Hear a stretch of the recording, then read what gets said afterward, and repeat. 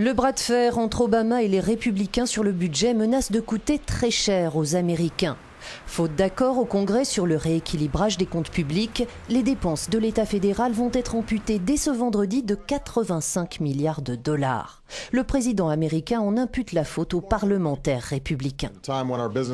À l'heure où nos entreprises commencent enfin à redémarrer, a-t-il dit, à recruter de nouveau, créant des emplois en Amérique, nous ne devrions pas opérer une série de coupes stupides et arbitraires dans des domaines dont dépendent des entreprises et des salariés.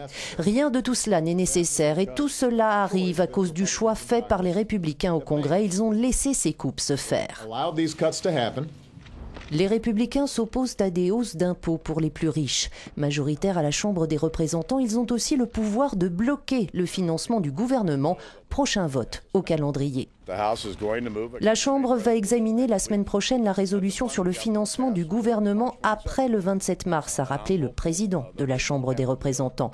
Et j'ai grand espoir que nous n'aurons pas à gérer la menace d'une fermeture du gouvernement alors que nous sommes encore en train de gérer la mise sous séquestre. La Chambre votera la semaine prochaine et j'espère que le Sénat suivra.